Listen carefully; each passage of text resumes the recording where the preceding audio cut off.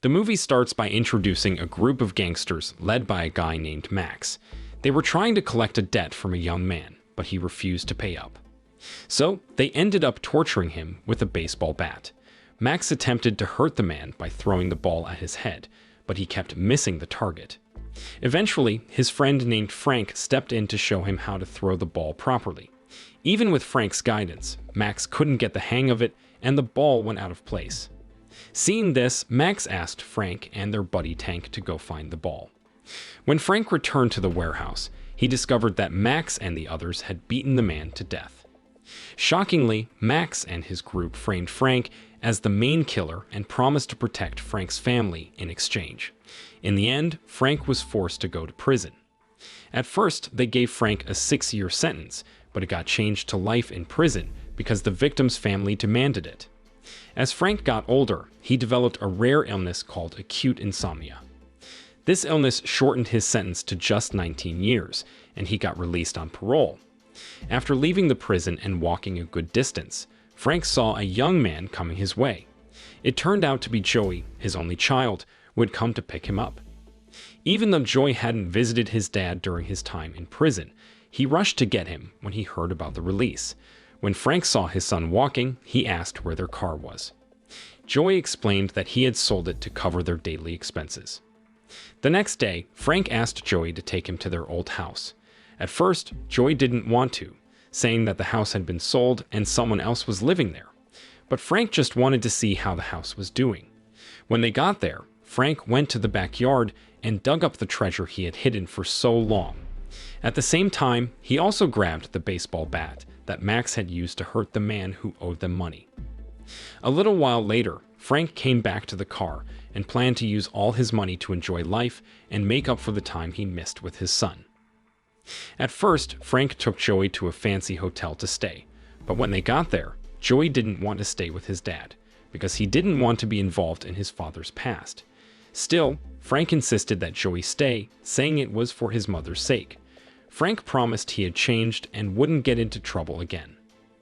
He also buying Joey fancy stuff like watches, expensive clothes, the latest cell phone, and a luxurious car. After shopping to their hearts, Frank took Joey to a restaurant for dinner. While they were there, Frank noticed a couple being affectionate, and Joey suggested that his dad could also hire a prostitute for some companionship. After dinner, a pimp approached them and offered prostitution services to Frank. He claimed he could find young women according to Frank's preferences. Frank wasn't initially interested because he still deeply loved his late wife. But Joey knew that Frank needed some intimacy, so he convinced him to give it a try. In fact, Joey directly arranged for a young woman to spend time with Frank. Touched by his son's efforts, Frank approached a woman named Simone. After some conversation, Frank and Simone ended up being together. Frank not only used Simone's services, but also willingly gave her a ride home. Before they parted ways, they shared another intimate moment, and at that moment, Frank felt like he saw his wife's face in Simone. Once his life got back on track, Frank planned to get revenge on his former gangster friends one by one. He began searching for them, and the first person he looked for was a guy named Sleepy. However, when he got to Sleepy's hideout, the people there told Frank that Sleepy had passed away 6 years ago. Next, Frank met Nick, who had a new job as a bartender. Frank's sudden appearance made Nick nervous, like he was hiding something.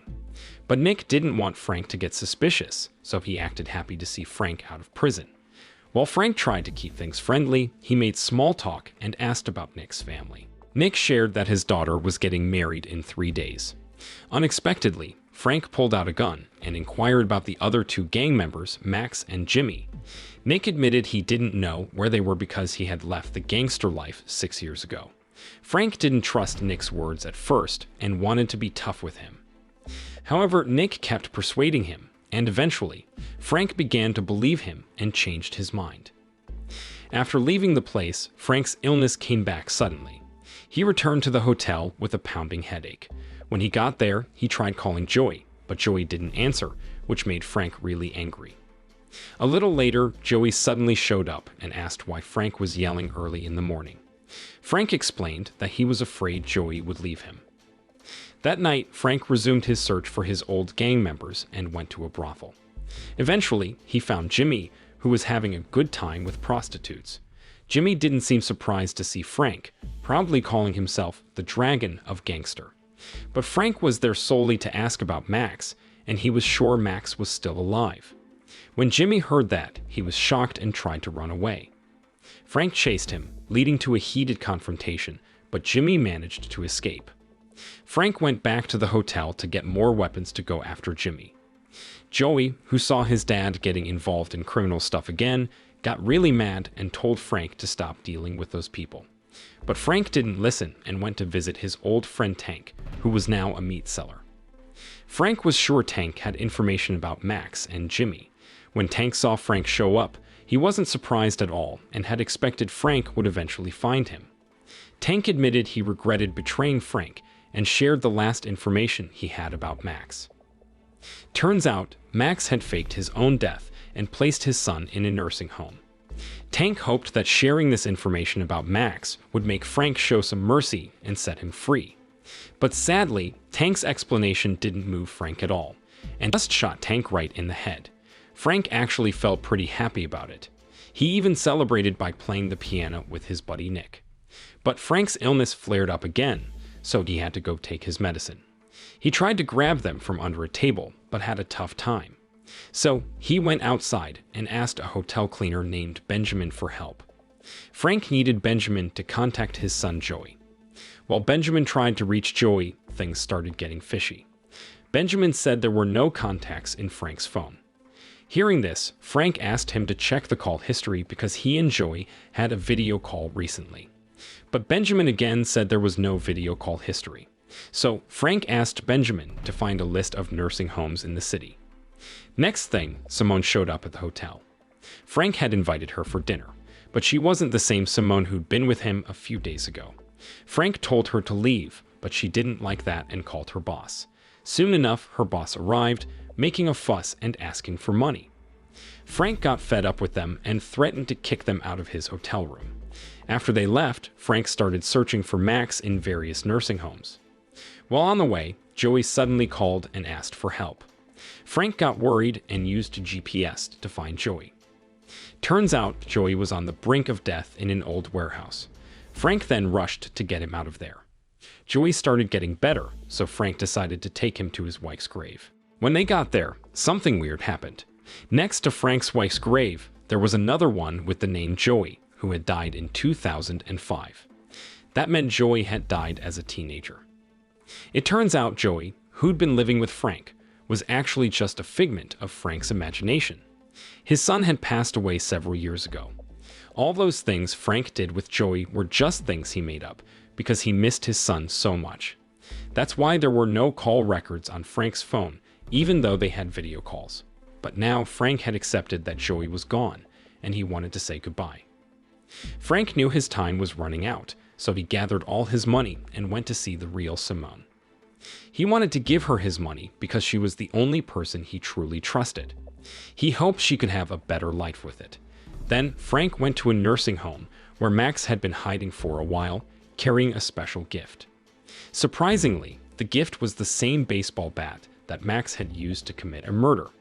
At first, Frank wanted revenge on Max, but he realized that it was actually Jimmy who was the main culprit.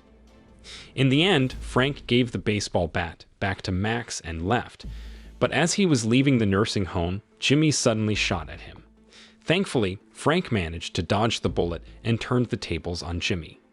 After dealing with Jimmy, Frank went to Nick's daughter's wedding reception. Nick didn't expect him to show up and threaten his daughter. Frank was there to avenge Joey's death because Nick, who was Frank's friend, had killed Joey. Frank had learned this from Jimmy just before he killed him. All along, Nick had promised Frank he'd look after Joey all this time. Nick admitted he had a reason for what he did. Before Frank got out of prison, Joey was hooked on drugs and kept bugging Nick for money whenever he pleased. Nick and Jimmy were trying to protect their business, but Joey's behavior became too much, so Nick had to get rid of him. Nick also knew that Max was still alive and deliberately took control of their business with Jimmy, making it look like Max was the mastermind. When Frank found out about all Nick's betrayals, he thought about shooting him but changed his mind. As Frank was leaving, Nick shot him in the shoulder, but Frank kept walking away. Frank's condition got worse, and he reached the church door, where the police had been waiting for him. Frank refused to drop his weapon, so the police had to shoot him. Just before he took his last breath, Frank saw Joey coming to get him. Even though he had to die like this, Frank seemed happy because he could finally be with his son, and that's how the movie ended. Moral lesson from the story: if you're looking for love, don't take relationship advice from a pimp, or you might just stumble upon your imaginary child in a brothel.